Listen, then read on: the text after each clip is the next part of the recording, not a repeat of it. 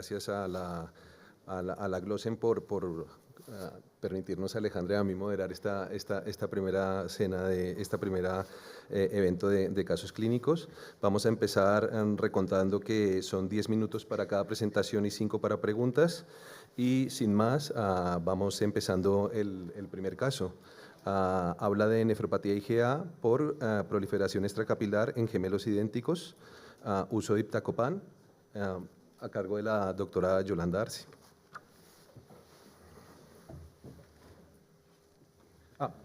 Perdón, como te vi venir. Lo presentará Roger Alabau de la Fundación Puigverd. Buenos días. Entonces empezamos. Vamos a presentar el caso de dos hermanos gemelos monocigóticos que fueron diagnosticados de nefropatía IgA a los 18 años, como vemos arriba en el árbol familiar. Estos chicos tienen una hermana mayor de 22 años con la enfermedad de Crohn y otro hermano mayor sano. Y nosotros conocemos a ambos hermanos en julio-agosto del 2022. Entonces, primero conocemos al hermano del paciente en cuestión del caso. Se trata de un chico que ya tenía como antecedente 2 años previos en otro centro una proteinuria ya de 500 miligramos y una micromaturia, aunque perdió el seguimiento durante la época COVID. Y nosotros lo conocemos en julio del 22, ya con una clínica larvada de edemas, disnea, hipertensión, un deterioro de función renal con filtrado de 27 mililitros minuto, una proteinuria de 2,4 gramos y 18 matíes por campo dismórficos. Entonces, a las pocas semanas conocemos al paciente en cuestión, su hermano, a un chico sin antecedentes, que estaba normotenso, asintomático, con una función renal preservada y una proteinuria inferior de 0,8 gramos con 10 matíes por campo. Entonces, decidimos hacer una biopsia a ambos hermanos con poca diferencia temporal. Buenos días. Bueno, no sé cómo va el puntero. Buenos días. Temporalmente, la primera biopsia que nosotros recibimos fue la del hermano del paciente. Vemos que efectivamente se trata de una nefropatía, sin puntero, de una nefropatía IgA, donde veis que hay un depósito global y difuso de IgA, de C3, de ambas cadenas ligeras, tanto en mesangio como en asas, y ya llamaba la atención que, a pesar de ser la primera biopsia, ya había bastantes cambios crónicos con fibrosis intersticial y atrofia tubular, que vemos en la tinción de plata. Es una pena que no pueda. Bueno, y con ya un elevado porcentaje. Si hago así, ¿se ve? ¿Se ve en la pantalla? Vale, perfecto. Pues aquí tenemos la fibrosis intersticial y la atrofia tubular y los glomérulos esclerosados. Además de estos cambios crónicos y de lesiones de adherencia y esclerosis segmentaria, también teníamos muchas lesiones de actividad con proliferación extracapilar, proliferación mesangial y hipercelularidad endocapilar. En conjunto, la clasificación Oxford pues era la que veis en pantalla. 2 meses después recibimos la biopsia del paciente que estamos comentando, y aquí sí que veis cómo... es igual. Veis el depósito global y difuso de IgA, de C3 y de cadenas ligeras capa y lambda. Por lo tanto, estamos delante de una nefropatía IgA que morfológicamente va a tener, ya de inicio también tenía cambios crónicos con estos esclerosis glomerular, con unas áreas de infiltrado inflamatorio intersticial, con focos de fibrosis intersticial que se evidencia también en la tinción de tricrómico. Por supuesto, teníamos proliferación mesangial, que era global y difusa, y también lesiones de hipercelularidad endocapilar, así como aquí a la derecha veis unas asas rígidas con un aspecto de depósito subendotelial en asas. Tenía proliferación extracapilar, tanto celular como fibrocelular, y lesiones de esclerosis segmentaria, de tal manera que, un poco en resumen, la histología de los dos hermanos en la primera biopsia era superponible, con presencia en los dos de lesiones histológicas asociadas a mal pronóstico en cuanto a evolución renal. Entonces, con estos hallazgos histológicos preliminares de la primera biopsia con el hermano del paciente, empezamos tratamiento con corticoides endovenosos, rituximab y ciclofosfamida, además de ramipril, y en la primera gráfica vemos cómo a los primeros 6 meses de iniciar el tratamiento el filtrado glomerular persiste cayendo hasta ser inferior a 10 mililitros minuto y la proteinuria no se acaba de controlar por debajo de 2 gramos, de forma que en enero del 23 volvemos a ingresar al paciente para hacer una segunda biopsia renal que presenta unos hallazgos histológicos similares a la previa, y en ese mismo ingreso el paciente necesita iniciar diálisis peritoneal para más tarde trasplantarse de vivo de la madre. En cuanto al paciente del caso, con los hallazgos histológicos decidimos iniciar tratamiento con prednisona 0,5 miligramos kilo, ciclofosfamida y azatioprina de mantenimiento, además de ramipril, y sí que este paciente en el primer año mantiene una función renal más o menos estable en 90 mililitros minuto. Inicialmente conseguimos controlar la proteinuria hasta 600 miligramos, pero rápidamente, en enero del 23, la proteinuria asciende hasta 1 gramo. En ese momento decidimos aumentar la inmunosupresión con micofenolato, aplicar la budesonida entérica para atacar el primer hit de la nefropatía IgA, además de iniciar dapagliflozina. Aún así, con esta inmunosupresión, el filtrado sigue cayendo hasta 68 mililitros minuto y la proteinuria no se acaba de controlar, persiste en 1 gramo, de forma que decidimos hacer una segunda biopsia renal en abril del 2024. Pues la segunda biopsia renal, en resumen, era totalmente superponible a la primera. El patrón de la inmunofluorescencia es el mismo, continúan habiendo lesiones de tipo agudo, tipo proliferación mesangial, hipercelularidad endocapilar y extracapilar de la misma manera, y lo que sí que ha pasado es que ha aumentado la fibrosis intersticial y la esclerosis glomerular. Por tanto, similares características. En este escenario que tenemos, decidimos aumentar temporalmente la prednisona oral y en este momento solicitamos el uso compasivo de iptacopan, un inhibidor del factor B de la vía alternativa al complemento. Conseguimos la medicación en julio del 2024 para iniciarla en biterapia con micofenolato, y lo que vemos con la estrellita es que drásticamente en pocas semanas la proteinuria baja hasta 300 miligramos. En los siguientes meses el filtrado glomerular se estabiliza en 83-84 mililitros minuto y resolvemos la micromaturia. Es más, tenemos una biopsia que ahora vamos a comentar donde había cambios histológicos y el paciente se mantenía en un estado físico increíble haciendo triatlones. Pues en la tercera biopsia lo que vemos es continúan habiendo cambios crónicos, ha disminuido un poco la fibrosis intersticial, pero la esclerosis glomerular sigue siendo del 50%. En esta se mantienen las lesiones de esclerosis segmentaria y de proliferación mesangial, pero no tenemos lesiones activas como hipercelularidad endocapilar o extracapilar, no hay. Y en cuanto a la inmunofluorescencia, pues llama la atención que ha disminuido la intensidad de depósito de C3. IgA y cadenas ligeras persisten igual. Entonces nos encontramos en el escenario de dos personas genéticamente idénticas que probablemente tengamos dos fotografías distintas en cuanto los conocimos en julio y agosto del 22. Es probable que en cuanto al hermano del paciente tengamos la mejor biopsia que podamos tener de este paciente en un estadio donde la enfermedad renal crónica ya esté bastante establecida y la inmunosupresión, por tanto, sea menos tributaria de hacer efecto. En cambio, en cuanto al paciente en cuestión del caso, es probable que tengamos su peor biopsia en un estadio más temprano del diagnóstico, donde aún estemos con el daño inmunomediato específico, y aún así el paciente parecía refractario a la inmunosupresión que le estábamos aplicando y tenía varios factores de progresión, entre ellos una pérdida superior a 1 mililitro minuto anual de función glomerular, de filtrado glomerular, una proteinuria que no se acaba de controlar y, aunque no teníamos un depósito de C4 en biopsia, sí que teníamos la clase C2 histológicamente, que ya nos indica una mala respuesta a inmunosupresión. En cuanto a su tratamiento, es verdad que ya habíamos atacado al HIT1, habíamos puesto una medicación dirigida a la producción de IgA deficiente en galactosa. Aún así, el paciente no mostraba una buena respuesta, por lo que, y con el depósito de C3 que tenía este paciente, que se presenta en más del 90% de biopsias en este tipo de pacientes, decidimos atacar al depósito mesangial de inmunocomplejos que provoca la inflamación glomerular. En este caso sabemos que la vía alternativa al complemento es muy importante en la fisiopatología de la enfermedad y decidimos utilizar el inhibidor del factor B, en este caso el iptacopan, para intentar suprimir el loop de amplificación que se produce más allá de la convertasa C3 para intentar reducir la inflamación glomerular que tenía el paciente. Con esta medicación lo que hemos conseguido son unos resultados bastante similares al fase 3 del APPLAUSE. Este estudio, donde han estudiado 250 pacientes con nefropatía IgA con una proteinuria superior a 1 gramo, filtrados superiores a 30, que persistían pese a tratamiento optimizado, donde vieron una reducción respecto a placebo de un 38% de la proteinuria a 9 meses. Además, en este estudio también hallaron resultados similares respecto a la resolución de micromaturia en un 35% de los pacientes, como vimos en nuestro paciente. De forma que lo que hemos aprendido con estos dos pacientes, sobre todo con el hermano del paciente del caso, es que el diagnóstico precoz de la enfermedad condiciona el pronóstico, ¿no? Lo hemos visto claramente.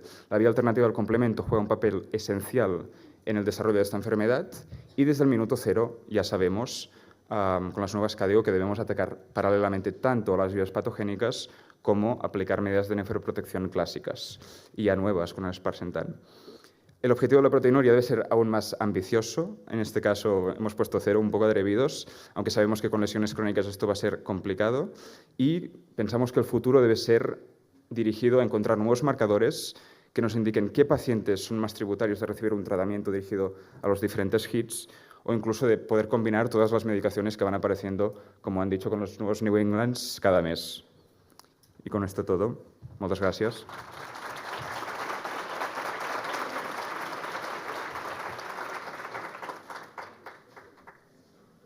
¿Preguntas?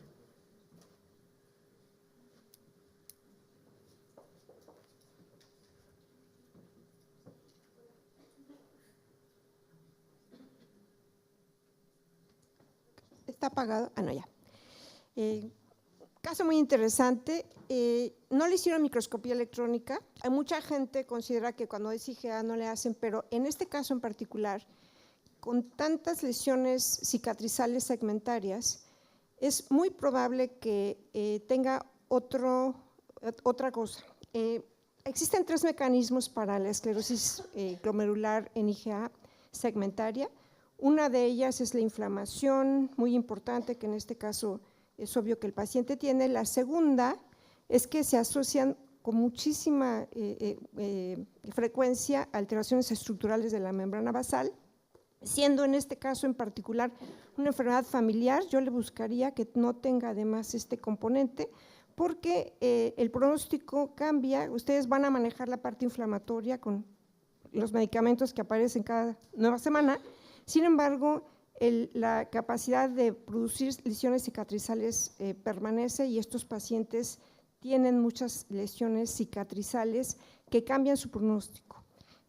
Nosotros a todas las biopsias, por supuesto, les hacemos microscopía electrónica. Yo sé que hay limitaciones para hacerla, y en IgA mucha gente se queda tranquila diciendo es IgA. Otra cosa es, por ejemplo, esas áreas que decían, bueno, parece que hubiera complejos inclusive subendoteliales, que eso no es normal en nefropatía por IgA común y corriente. A mí me gustaría saber dónde están esos complejos y todo, ¿no? Entonces, esa es mi recomendación, sería, además de estudiarlo, hacerle microscopía electrónica a estos pacientes. Pues muchas gracias por el comentario, se la haremos. No tenemos disponibilidad de hacerla de rutina en todos los casos, y como usted dice, en las IgAs no la hacemos de rutina, pero lo podemos hacer a posteriori. Hola, buenos días. Muchas gracias y enhorabuena por el caso. Soy Hernando Trujillo del Hospital 12 de Octubre. Bueno, primero también enhorabuena por esa tercera biopsia, porque creo que ahora con estos nuevos tratamientos hay que intentar entender histológicamente qué está pasando allí. Y mi pregunta en realidad es, ahora que estamos empezando a utilizar estos fármacos, y sobre todo en nefropatía IgA, la principal duda que queda es el tiempo de tratamiento. ¿Cuánto tiempo se va a mantener? ¿Habéis pensado cuándo se va a suspender, si es que en algún momento se va a suspender? No sé qué os parece este tema. Pregunta, y básicamente no lo sabemos cuánto tiempo debemos mantenerlo. Por ahora el paciente es verdad que mantiene una proteinuria muy estable, y decimos incluso mantener la biterapia con micofenolato por la refractariedad que había presentado, ¿no? a la diversa inmunosupresión que había llevado. Entonces, creo que lo primero va a ser intentar reducir las dosis de micofenolato, y luego tendremos que esperar a más resultados, sobre todo de control de filtrado glomerular con el APLAUSE, para saber un poco dónde estamos. Pero nada, no sabemos.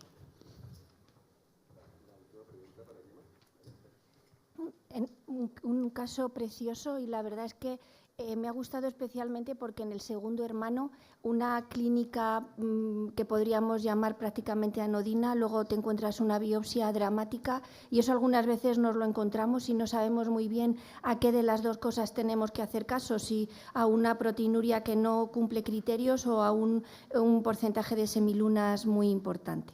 En cualquier caso, tratándose de gemelos univitelinos aunque la IgA no es una enfermedad familiar, Viendo que hay algunos datos que el diagnóstico de IgA igual se nos queda corto para alguna cosa, ¿no consideráis que un estudio genético, siendo en esta condición, hubiera aportado o puede aportar algo en ilustrar si hay algo más que una IgA? Bueno, también es una buena pregunta, ¿no? En este caso, concretamente, sabemos que es una enfermedad no monogénica, entonces el estudio genético no tiene que ser de rutina.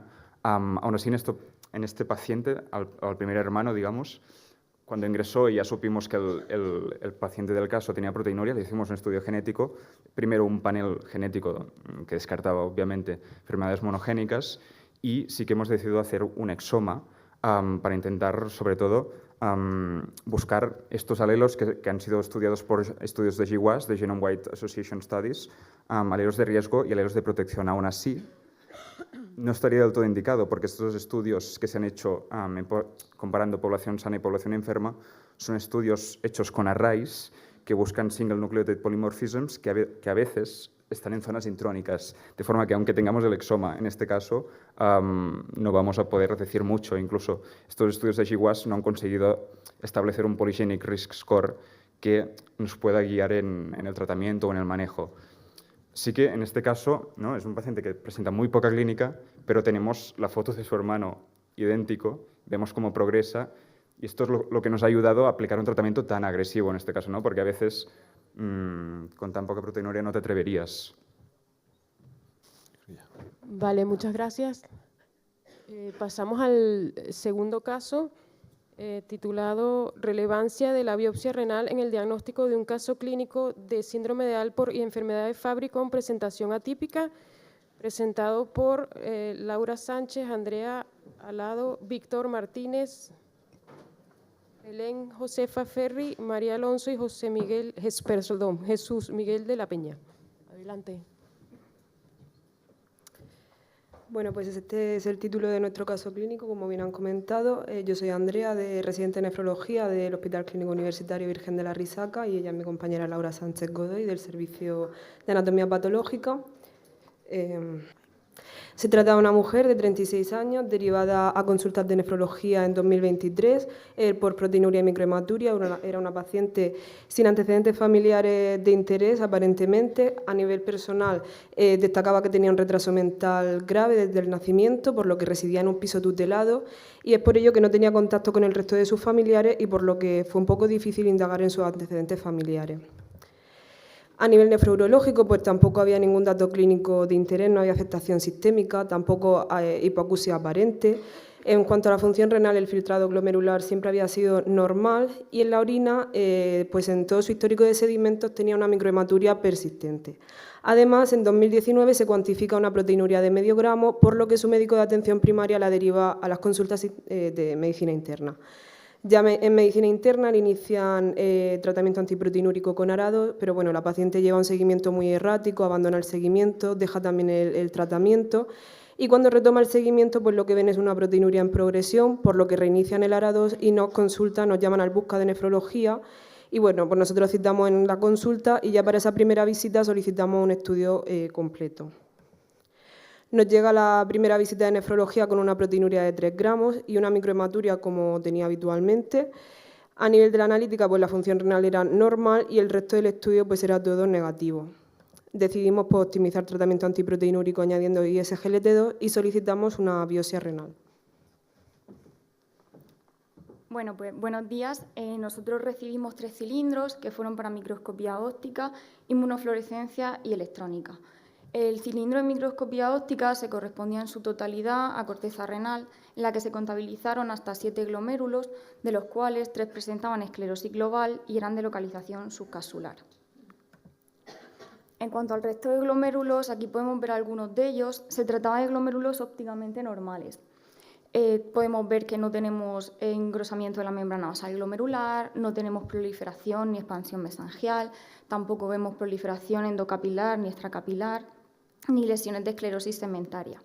Únicamente en uno de ellos se podía ver cierto engrosamiento de la cápsula de Bowman. Todos estos hallazgos los confirmamos con las técnicas complementarias de Paz, Plata y Mason.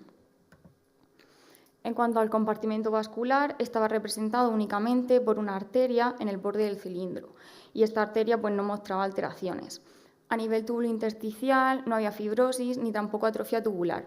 Únicamente se identificó algún pequeño foco de necrosis tubular aguda y algún agregado linfoide aislado. El estudio de inmunofluorescencia fue completamente negativo, tanto en congelación como en parafina. Por lo tanto, estamos ante una biopsia renal con glomérulos ópticamente normales y una inmunofluorescencia negativa. Es por esto por lo que nosotros decidimos enviar material para realizar el estudio ultraestructural al Hospital 12 de Octubre. ¿Y qué fue lo que se vio? Bueno, pues en primer lugar, en los cortes semifinos se identificaron 4 glomérulos. En 2 de ellos se observaban unas inclusiones azuladas redondeadas en algunos podocitos y células epiteliales parietales.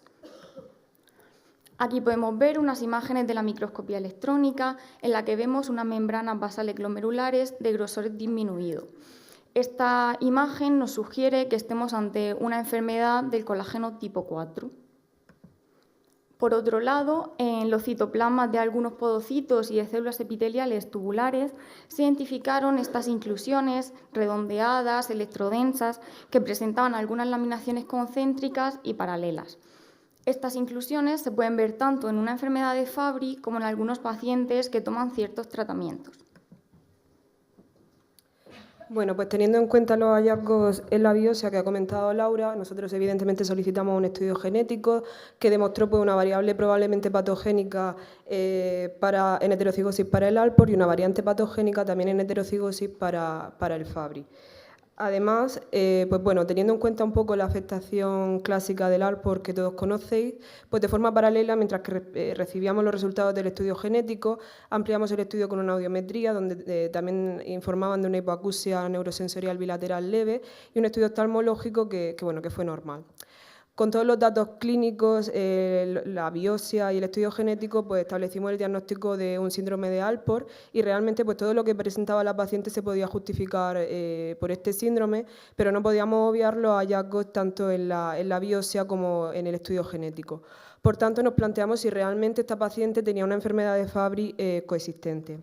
Por ponernos un poco en situación, a modo general, pues ya sabéis que la enfermedad de Fabry es un trastorno de almacenamiento lisosómico, el más común, con una herencia ligada al X y que condiciona una actividad deficiente de la alfa-galactosidasa A que lleva al acúmulo de GB3 en diferentes órganos. Para su diagnóstico hay que demostrar la variante patogénica y además en hombres el déficit de actividad de la alfa-galactosidasa A. También se pueden medir niveles de GB3 en plasma que se correlacionan con la gravedad y la afectación orgánica y, por supuesto, pues, biopsia de órganos diana. En nuestra paciente la actividad de la alfa-galactosidasa A estaba disminuida y los niveles de GB3 eran normales. En cuanto a las manifestaciones clínicas, pues el espectro de la enfermedad es del fenotipo clásico severo hasta pues, fenotipos de inicio tardío menos graves y más comunes, aunque están menos representados tanto en publicaciones como en registros. El fenotipo clásico, pues ya sabéis que se da en hombres homocigotos, que comienza en la infancia con afectación clínica típica que todos conocemos, angioqueratoma, acroparestesias. A nivel renal, pues comienzan con proteinuria y hacia los 60 años, pues el 90% de los pacientes tienen una enfermedad renal crónica establecida y avanzada.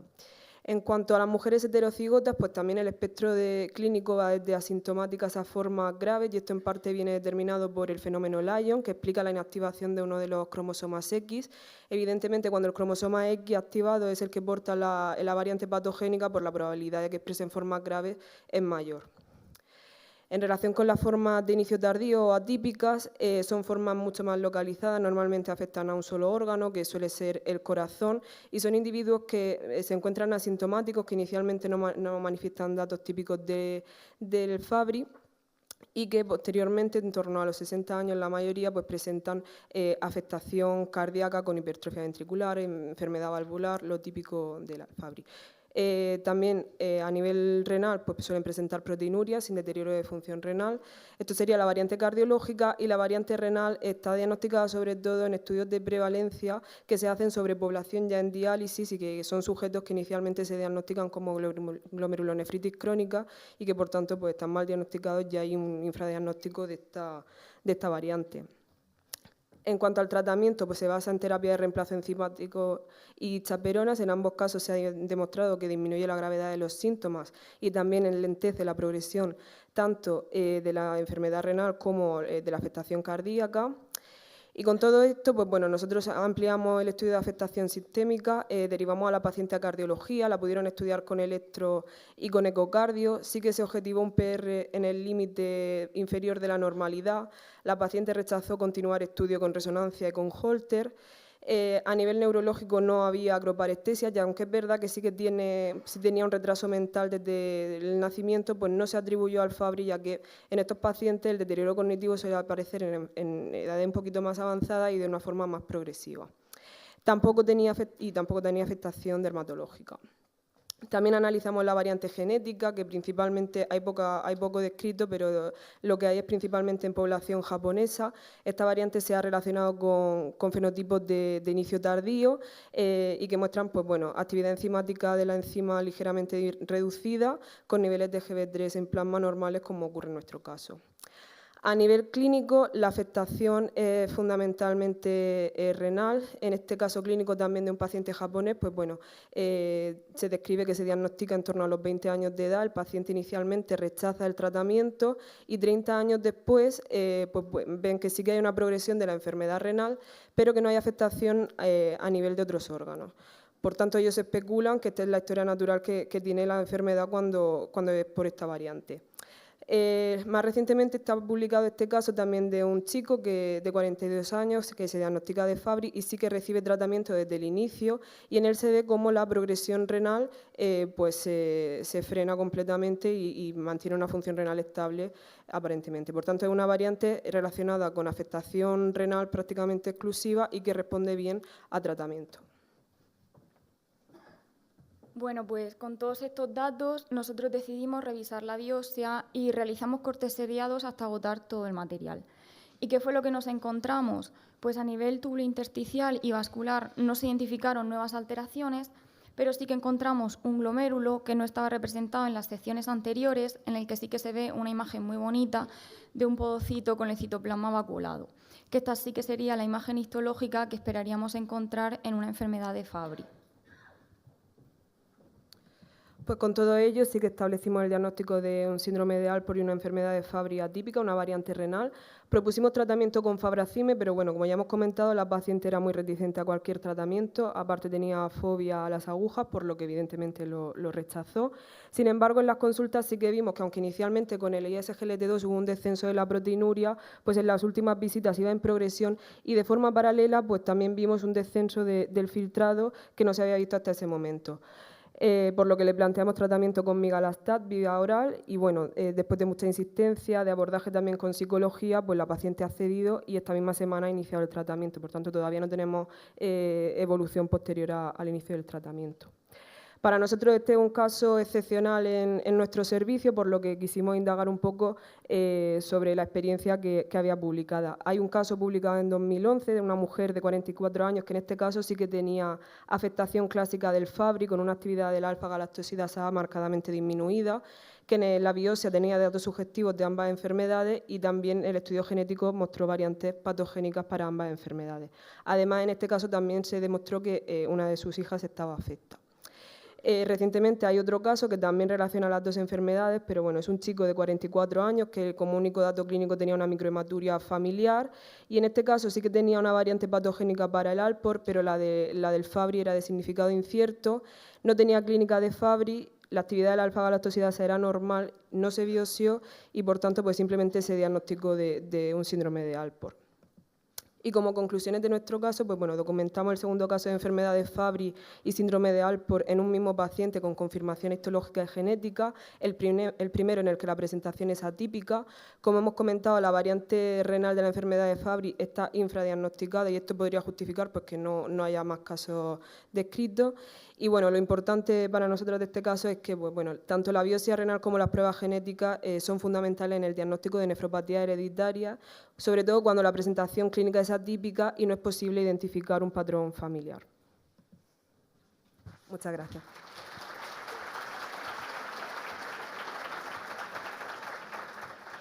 ¿Alguna pregunta en la sala?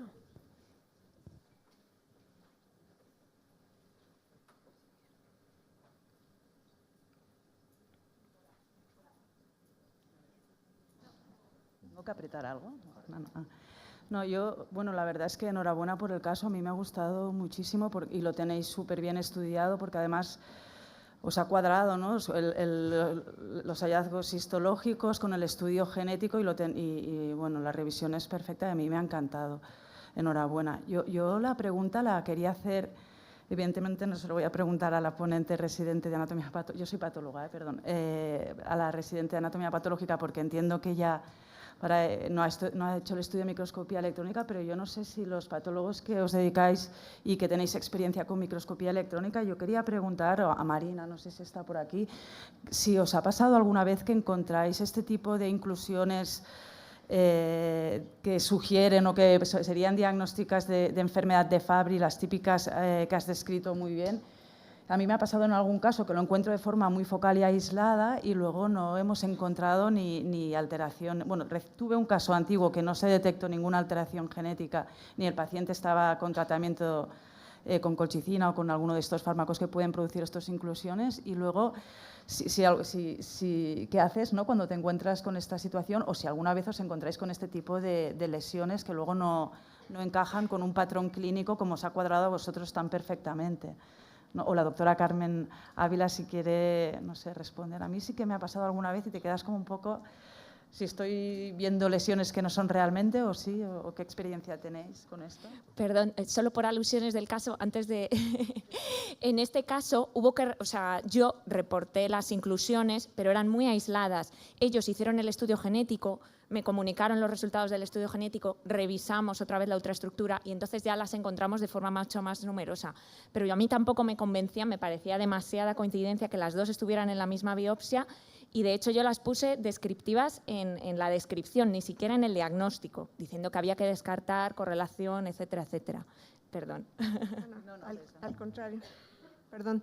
Sí, con muchísima frecuencia vemos fosfolipidosis secundarias. O sea, mucho más de lo que se imagina. En cada biopsia, o sea, ahí la encontramos.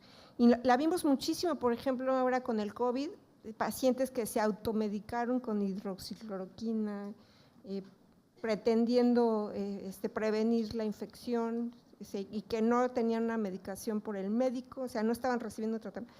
Entonces, la fosfolipidosis secundaria es mucho más frecuente que el Fabry. Y, por ejemplo, este paciente que no tiene falta de la enzima, porque la tiene, simplemente la tiene en bajas cantidades, tiene mayor propensión a desarrollar una fosfolipidosis secundaria que un paciente que no tiene estas condiciones. O sea, para mí me resulta muy difícil pensar que en este caso sea una fosfolipidosis primaria. No tienen la falta de la enzima, ustedes por eso le llaman atípica, ¿no? Pero no tienen una explicación para esos cuerpos de mielina. Yo entiendo que por eso le llaman Fabry atípico. Pero más bien yo creo que habría que adentrarse, debe haber otras condiciones que generen la fosfolipidosis secundaria, aparte de las que conocemos frecuentemente, porque sí se ve con muchísima frecuencia, se ven. Vale, gracias. Tenemos que pasar al siguiente caso. Bueno, el siguiente caso lo traen los compañeros de Valencia, se titula Glomerulonefritis fibrilar idiopática en edad pediátrica, un reto diagnóstico y terapéutico a cargo de la doctora Esther Cholvi, Jocelyn Andrea Hernández, Xavier Martín, Vicente Martínez, Joan Pacheco, Judith Pérez y Pedro Ortega. Buenos días. El caso clínico que vamos a presentar trata de una paciente de 12 años de edad, natural de Rumanía y residente en España desde los 3 meses de vida. Parto a término con un peso al nacer de 3.400 gramos y un desarrollo posterior normal. Como único antecedente personal de interés, destaca episodio autolimitado de hematuria macroscópica a los 9 años de edad sin diagnóstico definitivo. Respecto a los antecedentes familiares, no se reportan antecedentes familiares relevantes en cuanto a enfermedad renal, neoplásica o autoinmune. Inicialmente ingresa en el hospital de Denia por edema periférico, proteinuria y cifras tensionales en el límite superior de la normalidad según las guías de referencia en la población pediátrica. El estudio inicial destaca función renal preservada con creatinina de 0,6, hipercolesterolemia con hipoalbuminemia, anemia microcítica con hemoglobina de 11,3, resto de parámetros hematológicos dentro de valores normales. presenta un cociente proteínas creatinina de 2,7 sin hematuria. Respecto a las pruebas de imagen, radiografía de tórax sin hallazgos patológicos y ecografía abdominal en la que se aprecia leve aumento de la cogenicidad global en ambos riñones. Con la sospecha inicial de síndrome nefrótico idiopático, se inicia tratamiento con corticoides a dosis de 60 miligramos metro cuadrado. Sin embargo, tras 5 semanas de tratamiento, respuesta subóptima con deterioro de la función renal hasta creatinina de 1,6, persistencia de la proteinuria y aparición de micromaturia de novo. Es por eso que nos la remiten a nuestro hospital como síndrome nefrótico corticoresistente. El estudio adicional destaca complemento normal, pruebas serológicas para autoinmunidad, entre las que se incluyen ANA, ANCA, antiplados R, antimembrana basal glomerular negativas, crioglobulinas negativas, test de Coombs directo negativo, electroforesis y inmunofijación en sangre y en suero y orina sin componente monoclonal, únicamente se ve una IgG sérica baja. A nivel microbiológico, IgG positiva para CMV y virus herpes simple con resto negativo, y se solicita estudio genético, que aunque el resultado se demora un poco, confirmar que no se detectan mutaciones en los diferentes genes asociados a nefropatía. Ante un síndrome nefrótico atípico y corticoresistente, en ese momento decidimos modificar el tratamiento, iniciamos tacrolimus y antiproteinúricos y solicitamos biopsia renal. Por parte de anatomía patológica recibimos un cilindro renal percutáneo con un 100% de representación cortical y que a la evaluación del compartimento glomerular presentaba un 35% de glomérulos globalmente esclerosados. En esta imagen se resumen los hallazgos glomerulares y, a excepción de los glomérulos que se encuentran completamente esclerosados, vemos que la mayoría de los demás presentan una morfología muy homogénea, con un aspecto globoso y con zonas de hiperlobulación. Estas zonas de hiperlobulación se dan a expensas de una matriz mesangial expandida, ¿vale? Y que en ocasiones y a mayor aumento podemos ver que se trata de una expansión mesangial por un material eosinofílico laxo que va envolviendo los capilares, como podemos ver en la imagen, va envolviendo los capilares y les da una imagen de rigidez a las membranas. En ocasiones, estas zonas de expansión mesangial pues, se acompañan de pequeños focos de hipersensorialidad mesangial y incluso en la hematoxilina es posible ver imágenes de doble contorno, como podemos ver en las imágenes a mayor aumento aquí, ¿vale? Mediante las técnicas de histoquímica podemos observar que esta expansión de la matriz mesangial es PAS positiva y rojo Congo negativa. Y a la tinción de plata, pues se remarcan más estas imágenes de doble contorno y vemos que esta matriz mesangial no tiene una tinción de plata intensa. Mediante el tricromémico de Mason descartamos que estos depósitos se traten de colágeno, ya que vemos una tinción rojiza en la imagen. A nivel del compartimento glomerular no existen muchas lesiones relevantes, a excepción de pequeños focos de atrofia y fibrosis intersticial que se acompañan de pequeños infiltrados inflamatorios linfocíticos y en ocasiones macrófagos espumosos así dispersos en relación con la proteinuria que la paciente presenta. Y a nivel de compartimento vascular nada que destacar, no observamos lesiones agudas ni crónicas. Siguiendo la rutina diagnóstica de la biopsia renal, pues a nivel de la inmunofluorescencia vemos que se observan depósitos mesangiales intensos de aspecto borroso para C1Q, C3, IgG, IgM, kappa y lambda. Esto, ante encontrarnos ante un patrón histológico membrano proliferativo y el perfil de inmunocomplejos que nosotros tenemos, pues se abre un gran abanico de posibilidades diagnósticas. Pero teniendo en cuenta el perfil que he presentado anteriormente y los rasgos clínicos de la paciente, y para darle un poco más de importancia a estas áreas de expansión de la matriz mesangial, pues el abanico diagnóstico se estrecha un poco y nos centramos un poco hacia el diagnóstico diferencial de las enfermedades por depósitos organizados o disproteinemias, como podemos ver aquí. Esto es un algoritmo que resume un poco la marcha diagnóstica que realizamos para esto. Como vimos con anterioridad, realizamos un rojo Congo que en este caso fue negativo y nos queda la pregunta, ¿tenemos inmunocomplejos? Pues sí, en nuestro caso tenemos inmunocomplejos. Esto posteriormente nos obligará a realizar un estudio inmunohistoquímico para el DNA JB9, que es una proteína cochaperona que se involucra en problemas de plegamiento de proteínas a nivel del retículo endoplásmico. En caso de ser positivo, pues nos decantaríamos ante una glomerulonefritis fibrilar, y en caso de ser negativo, pues, y en caso también de ser positivo, tendríamos que ampliar y refinar el diagnóstico con los hallazgos ultraestructurales. Posteriormente, pues vemos que realizamos la inmuno y que vemos depósitos mesangiales intensos y difusos para DNAJB9 y que se acompañan de depósitos mesangiales de, tinción mesangial de C4D.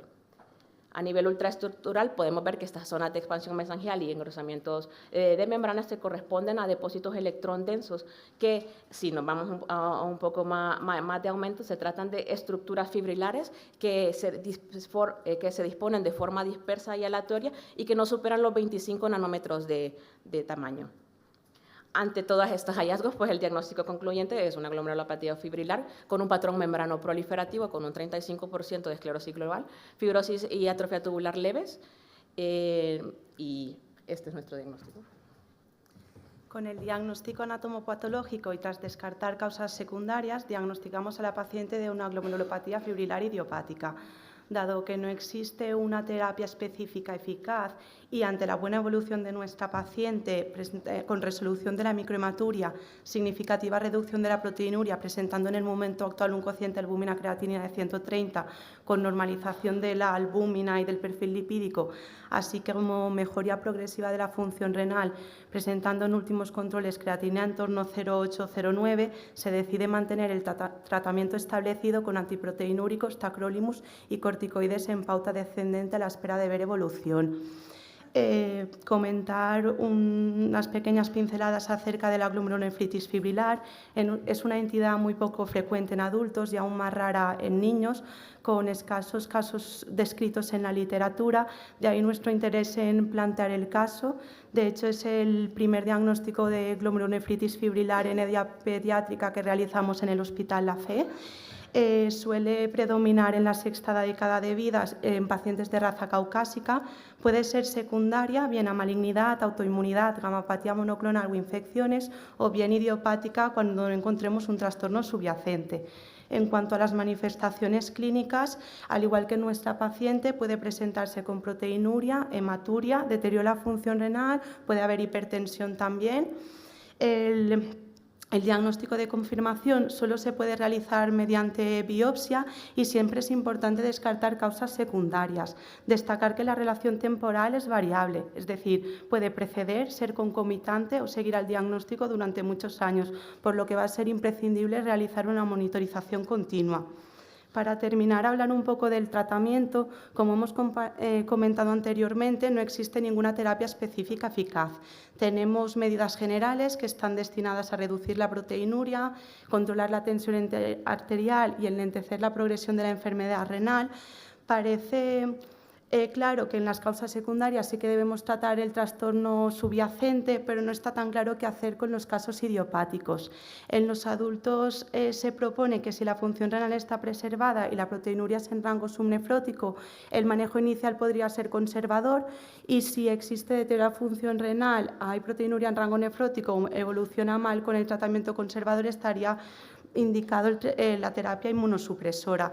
Dentro de esta tenemos un abanico de posibilidades. Parece que el que puede haber demostrado un poco más de estadísticamente, de evidencia, es el rituximab. Y en niños aún está menos claro qué hacer porque no hay nada publicado al respecto. Puede que tuviésemos que iniciar el tratamiento inmunosupresor de forma un poco más precoz. Por último, mensajes para llevar a casa. Es una entidad muy poco frecuente, con un pronóstico desfavorable. Va a ser imprescindible la biopsia para poder diagnosticarlo. Importante la microscopía electrónica y, sobre todo, el DNAJB9. Puede recidivar en el trasplante renal. Actualmente no disponemos de un tratamiento dirigido y eficaz para la enfermedad y se necesitan más estudios, sobre todo en población pediátrica. Muchas gracias.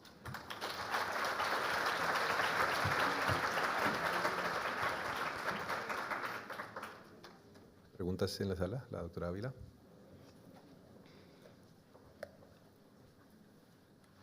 Perdón, no me quiero adueñar del micrófono, así que si alguien más quiere decir algo, pero me parece, es un caso muy interesante. pero yo les sugeriría abordar el caso de una manera diferente. ¿Saben que hay casos de positividad falsa de DNA JB9?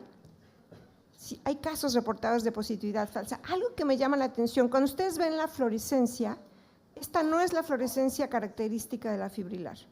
¿Sí? La fluorescencia característica de la fibrilar es IgG, C3 kappa lambda. Y ustedes tienen una gama de diferentes positividades, inclusive vi por ahí IgM, ¿no? No es la característica de la fibrilar. ¿Ante qué estamos aquí? Estamos ante una enfermedad por complejos inmunes, según lo que ven en la fluorescencia, que se está organizando de manera formando fibrillas. O sea, es una enfermedad por depósitos organizados con fibrillas, no la entidad que conocemos como glomurulopatía fibrilar, que es en la que encontramos DNA JB9 exclusivamente producida por proteínas asociadas cercanas a choque térmico, o sea, una entidad muy característica. Aquí es algo excepcional, me parece muy bonito su caso, está demostrado muy bien que tiene la organización fibrilar, o sea, nadie está en contra de eso, ¿no?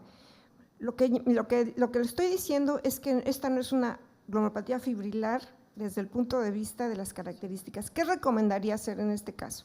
Hacer la espectrometría de masa para ver qué tipo de proteína es la que están depositando ahí. Al parecer es una lesión policlonal porque vi diferentes inmunoglobulinas y inclusive kappa y lambda. Entonces, esto es una enfermedad por complejos inmunes que se está organizando de esta manera.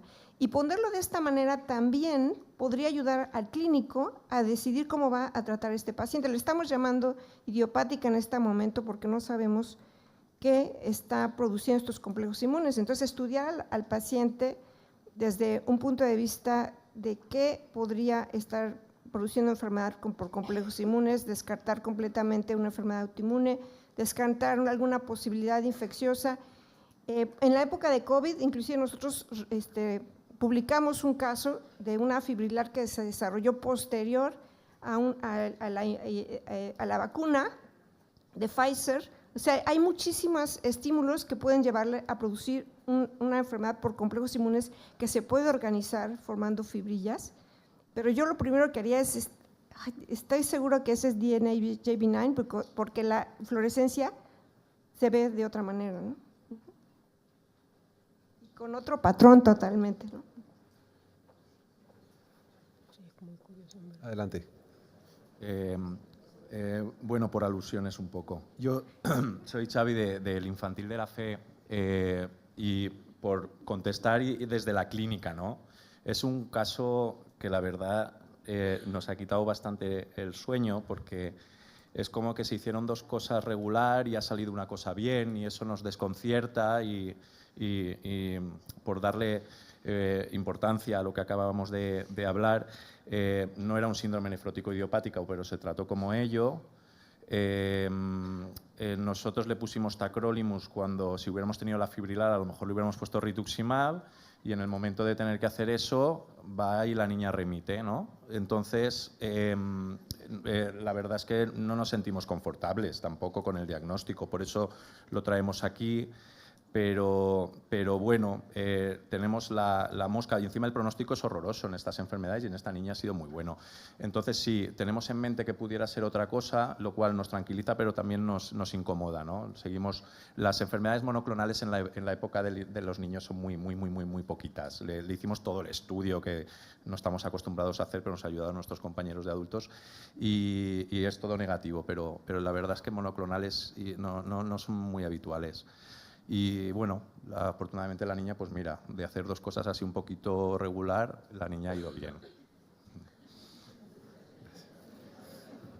Vale, tenemos que pasar al siguiente caso. El siguiente caso se titula Más allá de la nefropatía IgA, presentado por López Espinosa Yarima, Escalante Romina Soledad, Fortes Marín Enma, García Adriana, Larque Daza Ana, Álvarez, Mariana, Arango, Pedro, Aguilar, Cristina, Calzada, Yolanda, López, Víctor, Gómez, Herrera, Bernat y Álvaro Madrid, del Servicio de Nefrología y Anatomía Patológica del Hospital Sant Joan de Déu y del Hospital Clínic de Barcelona. Adelante. Bueno, buenos días. Muchas gracias por la oportunidad de estar aquí. Presentamos el caso que lleva por nombre Más allá de la nefropatía IgA. Yo soy Yarima, del Hospital Sant Joan de Déu de Barcelona, y mi compañera, la doctora Ana Larque, de Anatomía Patológica del Hospital Clínic. A continuación presentamos a un varón de 7 años de edad, natural del Perú, que tiene antecedentes familiares de muertes precoces no filiadas. Es un paciente que desde la infancia temprana inició con cuadros de infecciones recurrentes, púrpura trombocitopénica idiopática, desarrollo de un linfoma no Hodgkin y una glomerulonefritis no filiada. Tras la sospecha de una inmunodeficiencia primaria, finalmente el paciente es diagnosticado de un síndrome de Wiskott-Aldrich a la edad de 4 años, confirmado genéticamente. Para comprender un poco sobre el caso de nuestro paciente, pues voy a hablar brevemente sobre lo que es el síndrome de Wiskott-Aldrich. Esta es una rara inmunodeficiencia hereditaria que su incidencia va de 1 por 20.000 nacimientos al año. Desde 1937 ya se describía el caso como una trombocitopenia, infecciones recurrentes y sangrados a nivel de cualquier parte del cuerpo. 17 años más tarde, el doctor Aldrich pues, demuestra que el patrón de herencia puede ser ligado al cromosoma X. Este síndrome puede darse por mutaciones en hemicigosis de un gen que codifica la proteína que lleva el mismo nombre del síndrome y que esta tiene un papel sumamente importante en lo que es el desarrollo del citoesqueleto de actina, la transducción de señales y de la apoptosis. Vale. La forma clásica para diagnosticar este caso pues, es con la triada de trombocitopenia, de eczema y de infecciones recurrentes en un paciente de varón en edad de la infancia temprana. Las manifestaciones también pueden ir, o la sospecha de laboratorio puede ir junto con los laboratorios alterados como una microtrombocitopenia, la alteración de recuento y alteración funcional de los linfocitos B y T y producción alterada de las inmunoglobulinas. También podemos encontrar la ausencia o disminución de la proteína del síndrome de Wiskott-Aldrich a nivel sérico. Pero el diagnóstico genético es el diagnóstico definitivo con el cual se establece esta entidad. Recordando un poco, pues el tratamiento de esto, de sostén, está basado en terapias antimicrobianas, la administración de gamma-globulinas endovenosas, pero recordar que esta entidad, la terapia curativa, es el trasplante de progenitores hematopoyéticos. Si bien es cierto, he hablado de un patrón clásico, ¿no? con los tres componentes que mencioné, pero este tiene una afectación renal muy importante. La frecuencia de esta puede ir del 3 al 19%, y de estos, hasta un 15 al 20% pueden llegar a los 10 años a enfermedad renal terminal y un 40% a los 20 años requiriendo de trasplante renal. La confirmación mediante la biopsia es un reto porque la trombocitopenia nos limita mucho a poder realizarla, por el alto riesgo hemorrágico que confiere la trombocitopenia, obviamente. La mayoría de los casos que se han logrado comprobar por biopsia muestran un patrón de una nefropatía IgA clásica, pero también en la literatura podemos encontrar casos de glomerulonefritis mediada por inmunocomplejos y de nefropatía membranosa también. Continuando con el caso de nuestro paciente, este es un paciente que llega en junio del 2024 a España, ingresa en otro centro hospitalario con el diagnóstico de un síndrome de Wiskott-Aldrich, una proteinuria en rango nefrótico y con hematuria. En este centro realizan una biopsia renal que es informada de una nefropatía IgA y en octubre del 2024 es derivado a nuestro centro para abordaje multidisciplinar y para evaluación del trasplante de progenitores hematopoyéticos. A su llegada a nuestro centro es un paciente que se encuentra clínicamente estable, sin edemas, destacando únicamente una queratitis herpética a nivel ocular, con terapia corticoidea 0.3 miligramos por kilo. A nivel de laboratorio destaca una proteinuria en rango nefrótico, sin hematuria, con hipoalbuminemia, con función renal conservada y una trombocitopenia, como es lo clásico en este síndrome. Los estudios complementarios demuestran unos niveles séricos de IgA e IgM disminuidos y unos conteo total de linfocitos B y T también disminuidos, junto con una disminución de todas las fracciones del complemento. Recapitulando un poco sobre la afectación renal en nuestro paciente en el contexto de este síndrome de Wiskott-Daltrich, recordemos del debut en su país de origen en febrero del 2022 con una glomerulonefritis no filiada. En este momento no se realizó ninguna biopsia, presentaba una proteinuria en rango nefrótico con hematuria que tras recibir 3 dosis de rituximab presenta remisión completa. Posteriormente, en octubre del 2024, cuando llega a nuestro centro, presenta en el contexto de una nefropatía IgA, ya en esta ocasión confirmada mediante biopsia, una proteinuria en rango nefrótico que estaba asociada a un proceso con foco pulmonar séptico. El paciente durante su evolución presenta proteinuria, desde el ingreso con nosotros, proteinuria en rango nefrótico persistente, sin hematuria y con hipoalbuminemia. Por lo tanto, y limitados por el contexto de la trombocitopenia del paciente, decidimos analizar el material histológico que previamente se había hecho en el otro centro, y estos son los resultados. Buenos días. Nosotros recibimos para revisar, el material que recibimos fue un bloque de parafina y unas laminillas con tinciones especiales. No disponíamos del congelado, pero en el informe se reportaba que se hizo en el hospital de origen y que visualizaron en la inmunofluorescencia 4 glomérulos con una IgA mesangial de 3 cruces y un C3 de una cruz. Y estamos viendo la laminilla que nos enviaron de tricrómico, que como veis en general, bueno, pues no hay mucho cambio de cronicidad, excepto algún foco en la esquina. En esta sección había 10 glomérulos, 4 globalmente esclerosados, que podemos ver mejor aquí en esta imagen.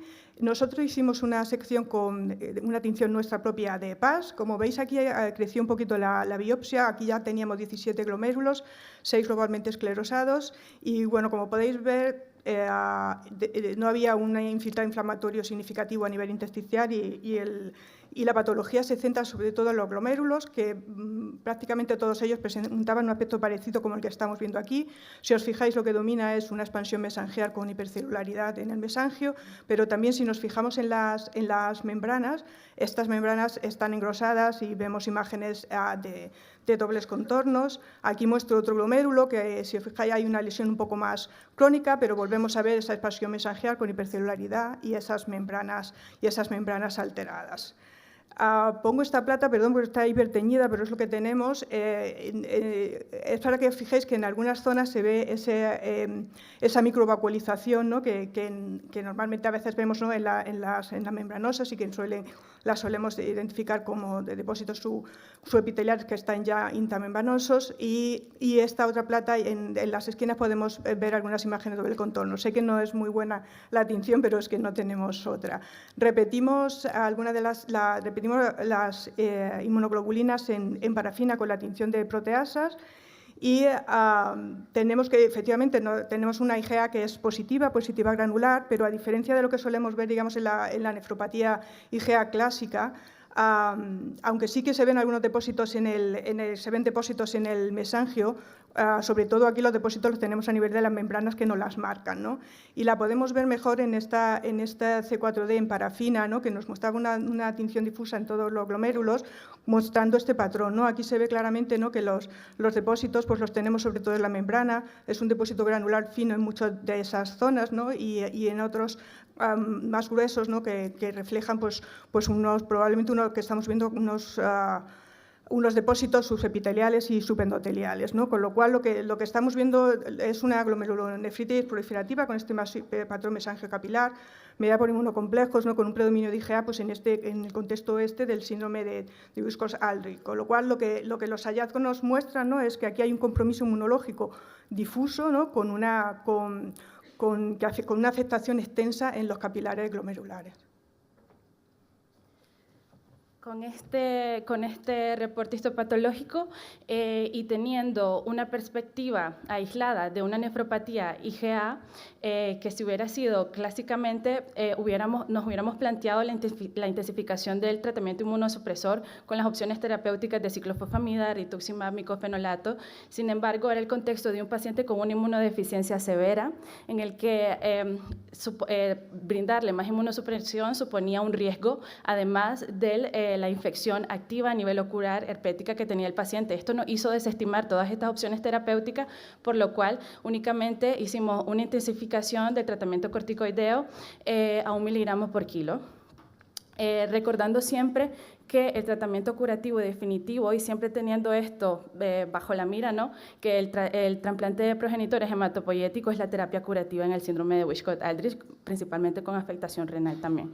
En esta diapositiva les quiero mostrar un poco el comportamiento de los parámetros de laboratorio en relación a la terapia corticoidea, en relación a la intensificación de la terapia corticoidea. Podemos ver que tras su llegada al paciente con terapia de prednisona 0.3 miligramos por kilo, presenta una función renal siempre conservada. Lo que destacaba era la proteinuria en rango nefrótico y la hipoalbuminemia con niveles de C3 y C4 disminuidos, y tras el incremento, la intensificación de la prednisona a 1 miligramo por kilo dosis, podemos observar que hay una normalización de la albúmina, un control parcial de la proteinuria, se mantiene siempre su función renal conservada y los niveles de C3 y C4 empiezan a incrementar. Posteriormente, tras 3 meses de estar en tratamiento con corticoide a 1 miligramo por kilo, podemos observar que, si bien es cierto, la albúmina se mantiene siempre normalizada, la función renal se mantiene estable siempre, empezamos a notar ya un leve incremento o progresión en lo que es la proteinuria. En este contexto de un paciente en el que esta condición activa del proceso ocular fue muy difícil de controlarlo, pues el manejo fue un poco más conservador en vigilancia de esta.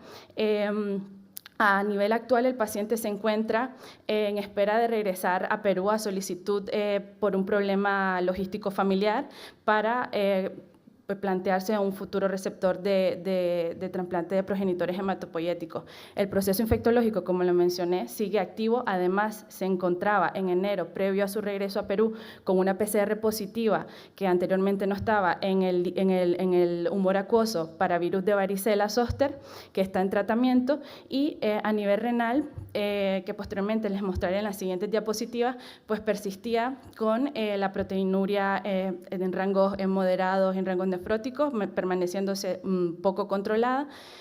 Como es clásico, ¿no?, los niveles de inmunoglobulina A y la trombocitopenia se mantenía con una función renal siempre estable y sin hematuria.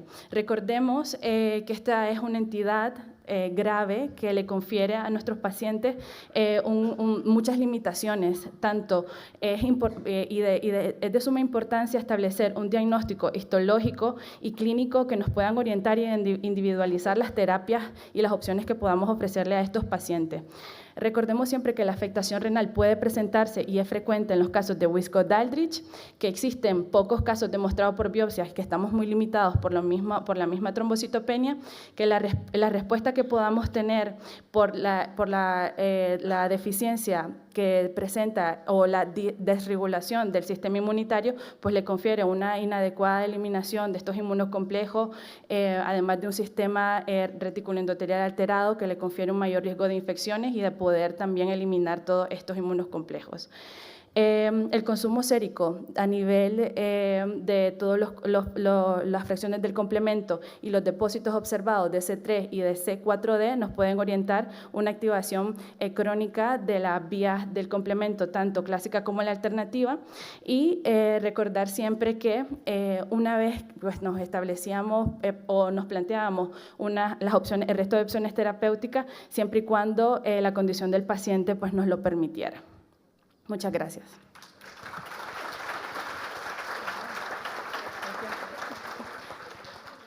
¿Alguna pregunta en la sala? ¿Una pregunta?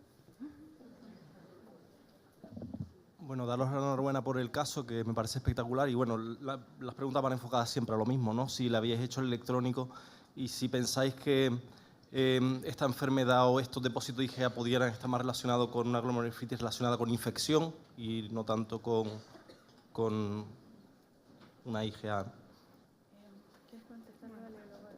Bueno, electrónico no lo hemos hecho, o sea, la biopsia viene de fuera, ya digo que solo tenemos el bloque de parafina, y en nuestra experiencia, la verdad es que cuando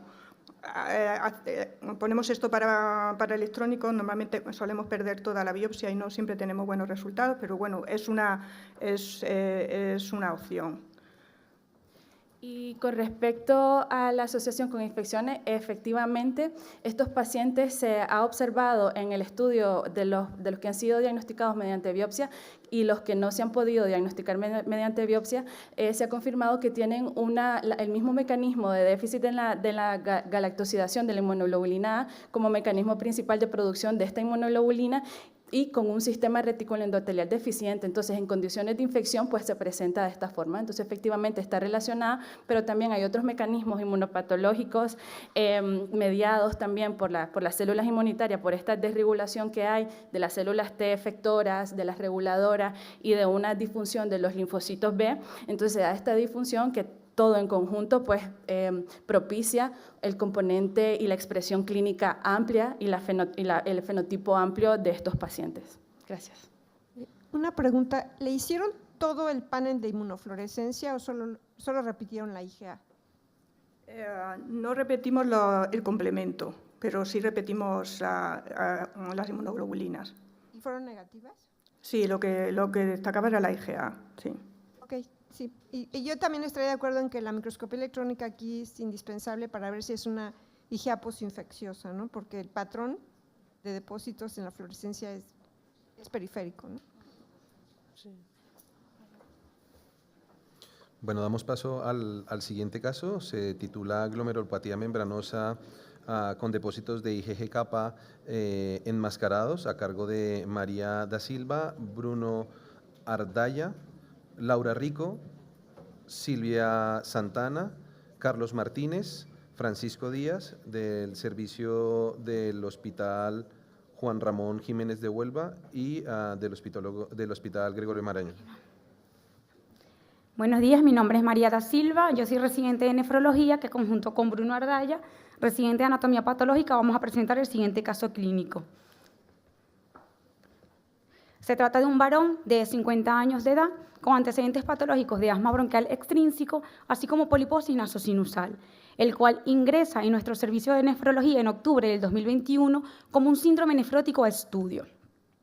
En las pruebas complementarias que se le realiza, se evidencia una función renal que era totalmente normal, con una proteinuria en rango nefrótico de 8 gramos en 24 horas, una albúmina sérica que estaba disminuida, así como un colesterol total que estaba elevado. A nivel del sedimento tenía microhematuria, pero lo más relevante era la presencia a nivel de la autoinmunidad de unos anticuerpos antiplados R positivo a títulos altos, 1/1000, con el resto del estudio inmunológico, proteinograma, complemento, inmunoglobulinas y la inmunoelectroforesis en orina, que no evidenciaba mucho más. Por lo cual se decide la realización de la biopsia renal, con la mala suerte para nuestro paciente que el día previo a que se le realizara la biopsia presenta un tromboembolismo pulmonar, requiriendo así el inicio de anticoagulación y suspendiéndose, por lo tanto, dicho procedimiento. Por los datos clínicos y analíticos que presentaba nuestro paciente y ante la alta sospecha de que estuviéramos frente a una membranosa primaria con alto riesgo, se decide iniciar la pauta de Ponticelli con ciclofosfamida, corticoides más tratamiento antiproteinúrico. Siguiéndolo en las consultas, ya para marzo del 2022 veíamos que nuestro paciente no iba evolucionando bien, tenía proteinuria importante de 12 gramos, unos anticuerpos antiplados R que seguían elevados. Viendo entonces que no había ni una remisión ni inmunológica ni clínica, se decide así iniciar una segunda línea de tratamiento con rituximab. Unos meses más tarde, para julio del 2022, suceden dos eventos importantes. Uno de ellos es la aparición de un componente monoclonal IgG-kappa a nivel del proteinograma, derivándose así a las consultas de hematología, los cuales establecen el diagnóstico de una gammopatía monoclonal de significado incierto, con seguimientos anuales y sin necesidad de ningún tratamiento. Y el otro evento importante es ya la realización de la biopsia renal. Una vez suspendida la anticoagulación por desaparición del TEC, se realiza la biopsia en nuestro hospital, en donde, viendo que no iba evolucionando bien, como no teníamos confirmación histológica, pues bueno, se realiza dicha biopsia, con la confirmación histológica de que sí, ciertamente teníamos una glomerulonefritis membranosa. Ya para diciembre del 2022, nuestro paciente persistía con una proteinuria importante de 15 gramos en 24 horas, unos anticuerpos antiplados R que seguían a títulos altos, decidiéndose, por lo tanto, iniciar otro tratamiento inmunosupresor, otra línea de tratamiento, en este caso con inhibidores de la calcineurina con tacrolimus. Unos meses más tarde, para julio del 2023, ya vemos por fin que se produce una reducción de esa proteinuria, alrededor de un 50%, con unos anticuerpos antiplados R que empiezan a disminuir, negativizándose de esta manera ya en septiembre del 2023. Ya para junio del 2024, viendo que sí, teníamos una remisión desde el punto de vista inmunológico, pero que desde el punto de vista renal persistía con una proteinuria importante, ahora de 8 gramos en 24 horas, a pesar de haber recibido ya varias líneas de tratamiento y tratamiento antiproteinúrico. Y como teníamos ahí en el proteinograma ese componente monoclonal, se decide un reanálisis de la biopsia renal, que se envía a anatomía patológica del Hospital Gregorio Marañón, aquí en Madrid. Se recibe un cilindro de parénquima renal, el cual está compuesto 100% por cortical. La arquitectura está levemente distorsionada a especie de intersticio con esos focos inflamatorios. Siguiendo a los cortes se cuentan 7 glomérulos, uno globalmente esclerosado. El mesangio está levemente expandido, sin aumento de celularidad. No se observa proliferación endocapilar ni extracapilar, tampoco trombos intracapilares. Lo que destaca es ese aspecto rígido de los haz capilares con un engrosamiento homogéneo de membrana basal glomerular, que con la tinción plata a gran aumento se observan las proyecciones espiculares marcadas con flecha y un aspecto vacuolado o apolideado de membrana basal glomerular en los cortes tangenciales. Siguiendo con el intersticio se observan focos inflamatorios mixtos inespecíficos, algún histocito espumoso y ocasional cilindro hemático intratubular. El componente vascular no tiene alteraciones, tampoco se observa signos de tubulitis, figuras mitóticas, granulomas. La atrofia tubular y la fibrosis no fueron llamativas. Se realizó inmunofluorescencia directa en bloque de parafina, el cual fue IgG positivo para 2 cruces en un patrón granular pseudolineal de localización subepitelial, con clara restricción para cadenas ligeras kappa. Siguiendo se realizó las clases de IgG, la cual solo fue positiva para IgG3, el resto fueron negativas. Y con las técnicas de inmunohistoquímica quiero destacar que fue PLA2R negativo en la biopsia, siendo el C4D positivo y el resto de anticuerpos negativos. En el estudio ultraestructural lo que se ve es una fusión pedicelar difusa de los podocitos con un engrosamiento de la membrana basal glomerular homogéneo y presencia de estos depósitos electrodensos amorfos no estructurados de localización subepitelial. Con todo esto, integrando toda la información, concluimos que fue una glomerulonefritis membranosa con depósitos monotípicos IgG kappa, estadio 2. Ya teniendo los resultados del reanálisis de la biopsia renal, se comenta con hematología. Ellos ya conocían este caso y deciden realizar un estudio de extensión con PEC, citología, citometría de flujo, cariotipo, FISH y biopsia de médula ósea, en donde no había ningún dato patológico, por lo cual se decide y se establece ahora el diagnóstico en esta oportunidad de una gamapatía monoclonal de significado renal IgG kappa y se inicia tratamiento inmunoquimioterápico con daratumumab, bortezomib, ciclofosfamida y dexametasona. Antes de continuar, voy a hacer una breve reseña de la literatura con respecto a este caso. Como bien sabemos, la glomerulopatía membranosa representa una causa común de síndrome nefrótico, que resulta de la formación de complejos inmunes en el lado subepitelial de la membrana basal glomerular.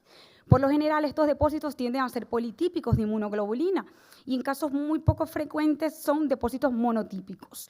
Existen más informes de casos y series de casos que hacen referencia a depósitos monotípicos de inmunoglobulina, pero asociados a otros patrones glomerulares, membranoproliferativas, mesangioproliferativas, endocapilar proliferativa, pero que pueden estar o no asociadas a patologías hematológicas.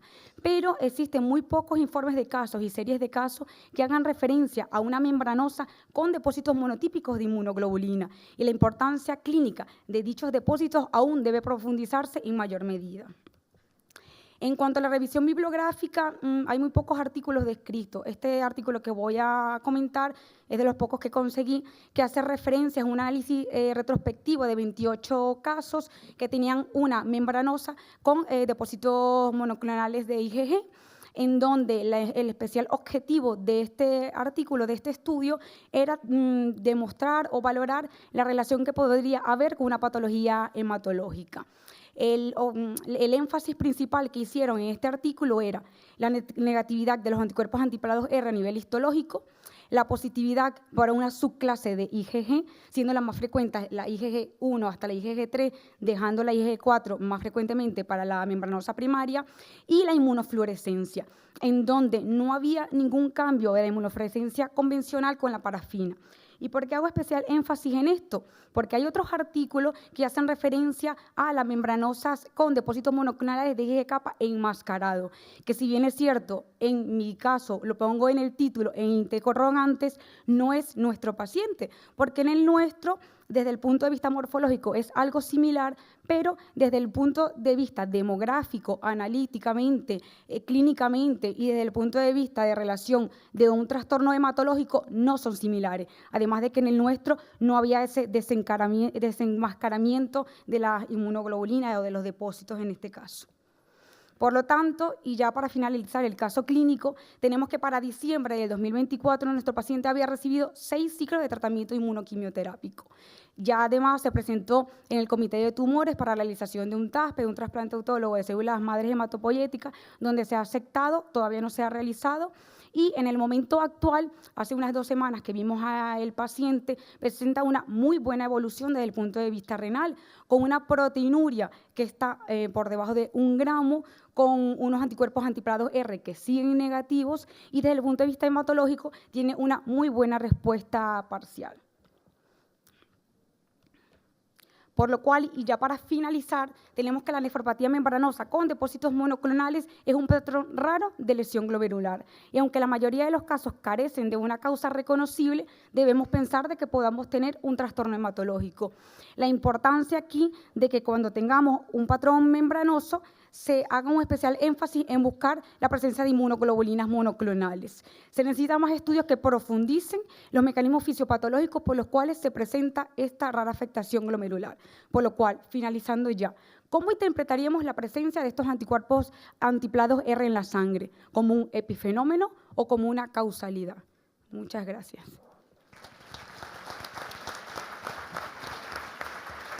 Bueno, tenemos lugar para una pregunta al doctor Manuel Praga. Bueno, un caso muy interesante, pero la verdad es que no lo entiendo muy bien, porque tenía además un título de Plados R de 1000, ¿no?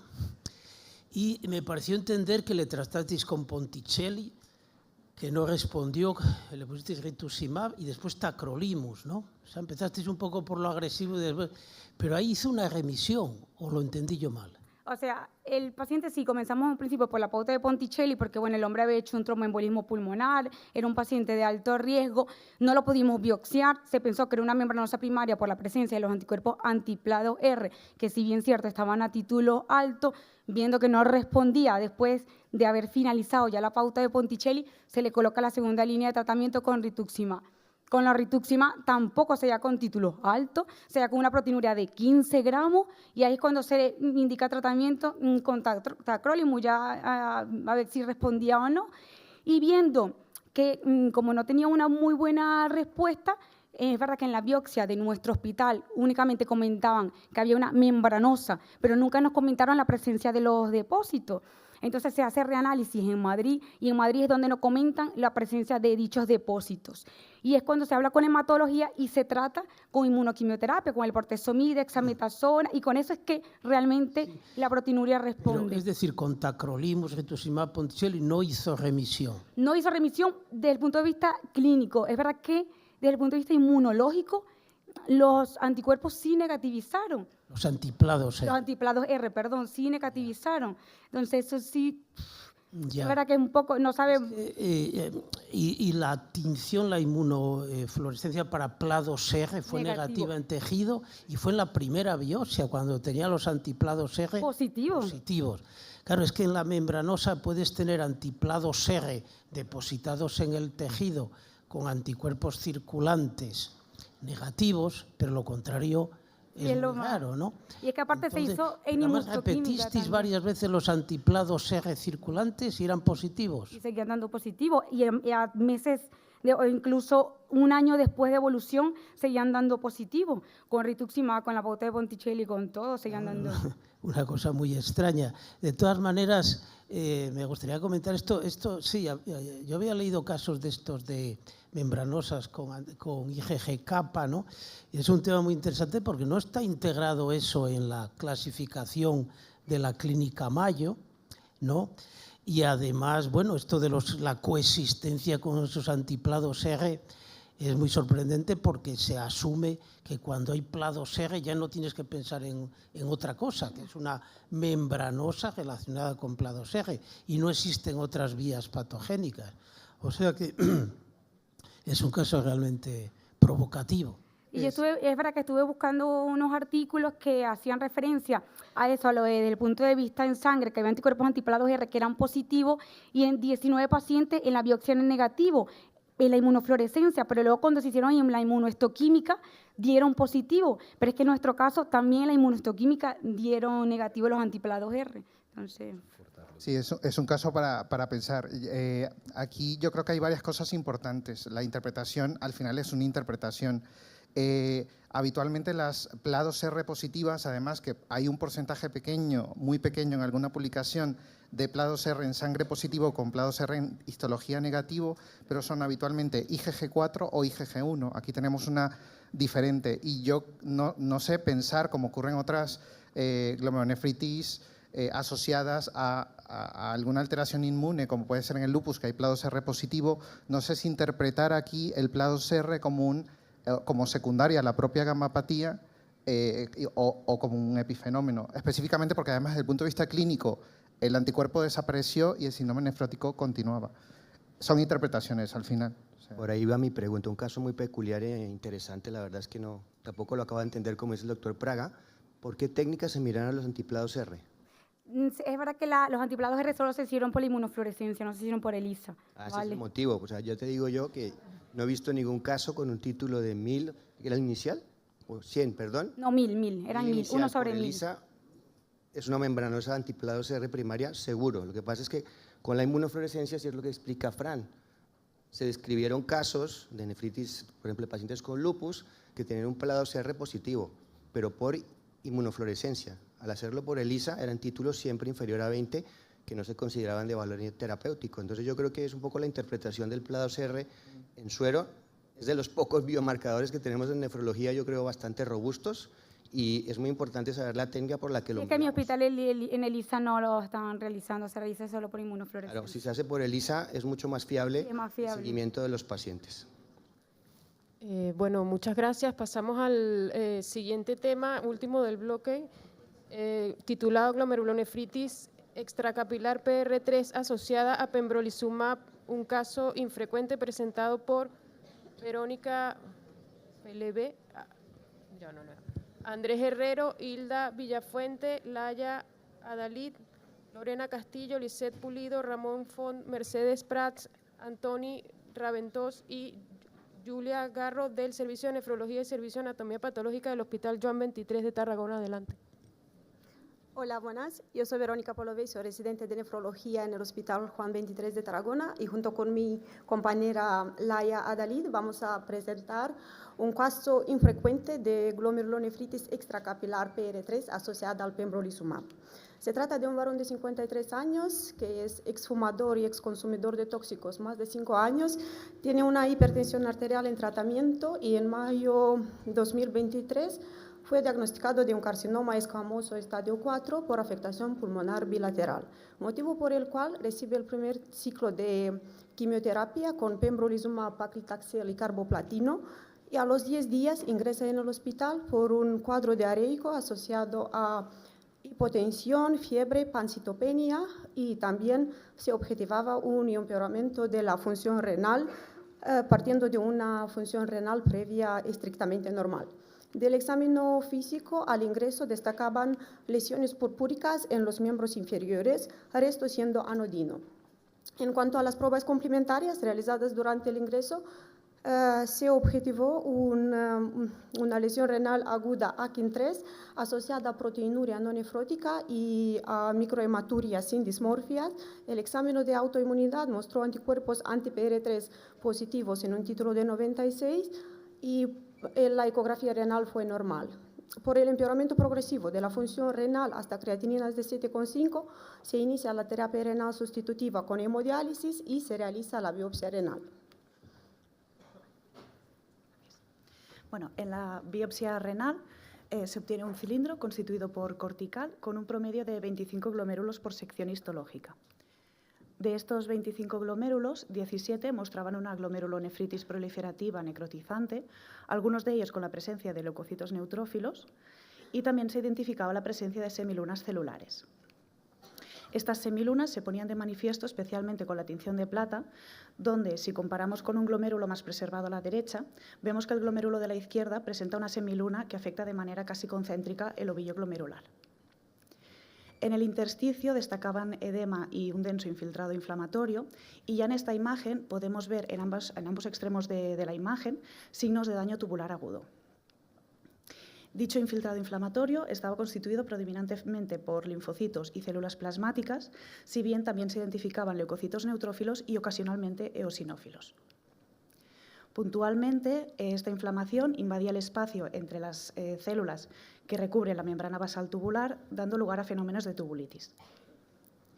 Y finalmente, en cuanto a los vasos, se identificaron signos de aterosclerosis leve. En cuanto a la inmunofluorescencia directa, lo único que se objetivó fueron depósitos de fibrinógeno en las semilunas celulares, siendo negativo para IgG, IgA-IgM, C3C1Q, kappa y lambda.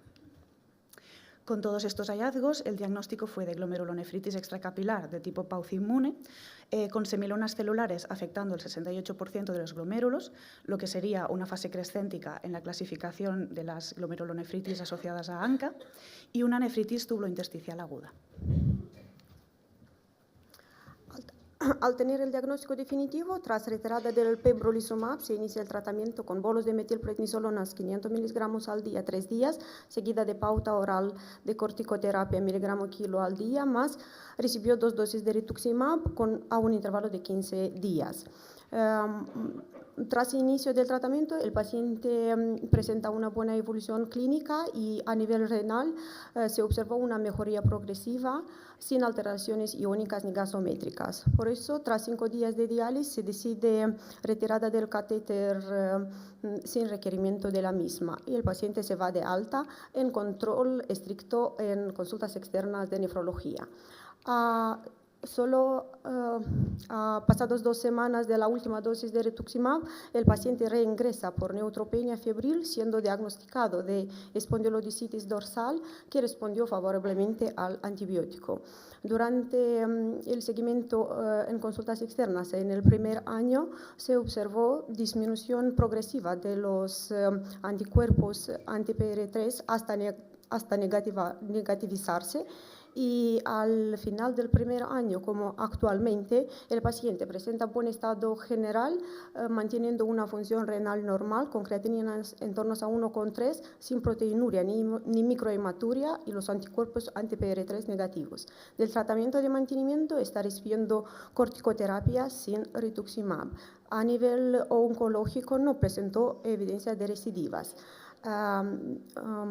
De las masas pulmonares al momento del diagnóstico, tras el primer y único ciclo de quimioterapia, en los TACs de control, el paciente presenta solamente lesiones atelectásicas residuales a las masas previas, sin signos de progresión ni requerimiento de tratamiento oncológico, siendo tributario solo al seguimiento radiológico.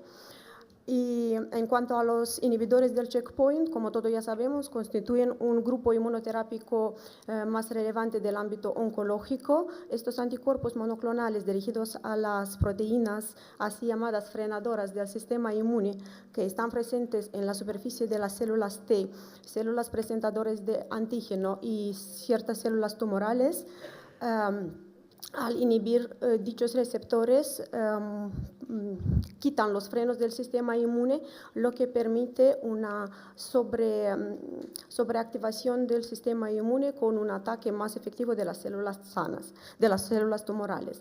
En ocasiones, este sobreestímulo puede atacar las células sanas, produciendo los efectos adversos tipo autoinmune, que se puede manifestar a cualquier sistema del organismo. Aunque la nefrotoxicidad no es la más frecuente de los efectos adversos, se ha demostrado que la asociación de los efectos renales empeora el pronóstico del paciente.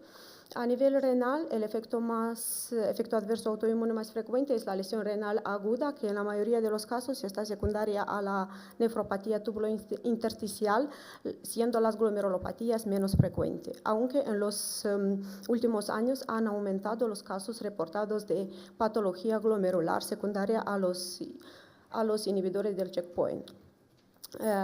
Como muestran los datos de una revisión sistemática publicada en Renal Fair, que reportan 53 casos de glomerulopatías secundarias a la inmunoterapia, las glomerulonefritis pauciinmune y los podocitopatías representan el grupo más frecuente.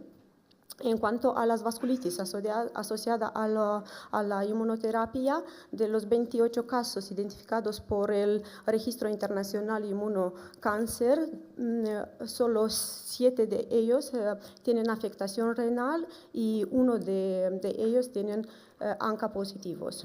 Haciendo referencia a nuestro caso, que describe una glomerulonefritis extracapilar PR3, es uno de los pocos casos reportados. Y en conclusiones, a pesar de proporcionar una excelente respuesta tumoral, el uso de los inhibidores del checkpoint se asocia a un aumento de la incidencia de los efectos autoinmunes, incluidos la lesión renal aguda. La biopsia renal proporciona información precisa del patrón de la lesión renal, crucial para decidir el tratamiento. En nuestro caso, hipotetizamos que pembrolizumab actuó como un factor desencadenante, promoviendo producción de los anticuerpos anti-PR3 y desarrollo de la glomerulonefritis rápidamente progresiva, sin poder descartar una vasculitis ANCA preexistente. En este caso refuerza la necesidad de vigilancia renal en pacientes con inmunoterapia.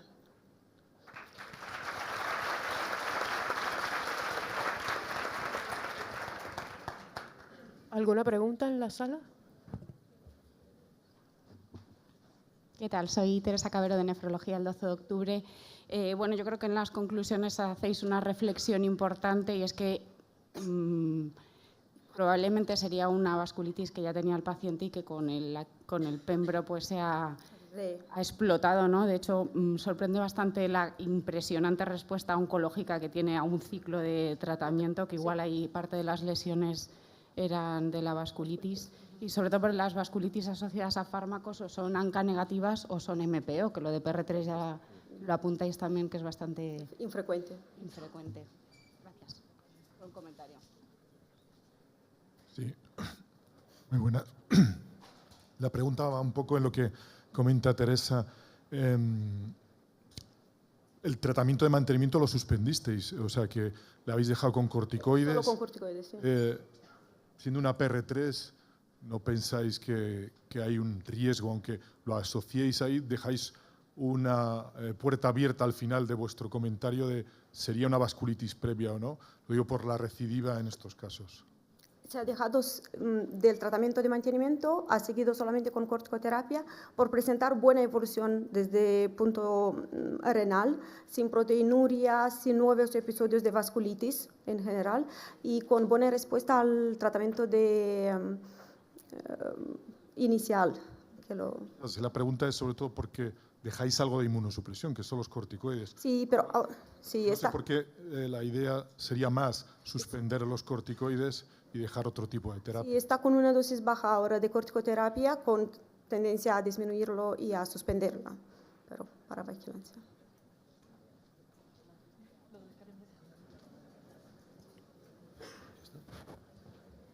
Bueno, si no hay más preguntas en la sala, podemos pasar ¿alguna más? Ah, sí, perdón. No, el caso lo llevé en la consulta, soy la nefróloga del Hospital Joan 23 de Tarragona.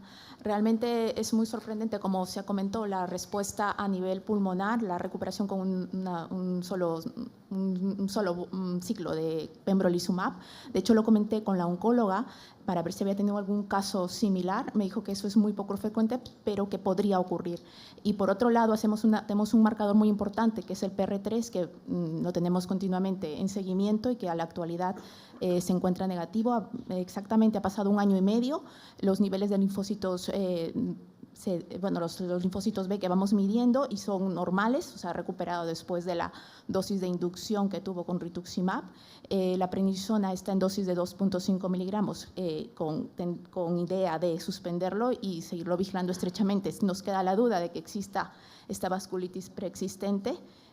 No tenemos suero para medir los anticuerpos, pero lo que sí estaba claro es que un año antes el señor tenía una función renal normal y si hubiese habido una vasculitis a nivel renal, aparentemente sin proteinuria, sin micromaturia, un año antes del debut de su patología oncológica, lo que sí en la biopsia, en la biopsia que se hizo de pulmón solo se identificaron células escamosas y no ninguna célula compatible con afectación de vasculitis. Si bien es cierto, no lo podemos descartar y seguimos continuamente al paciente.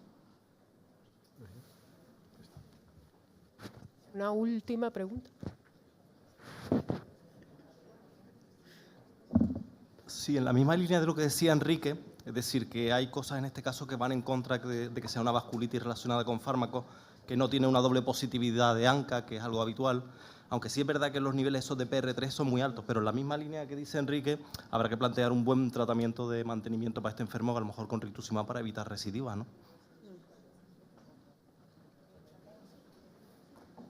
Bueno, ahora sí, muchas gracias a todos por haber atendido y participado aquí. Vamos al break y deberíamos estar aquí a las 11.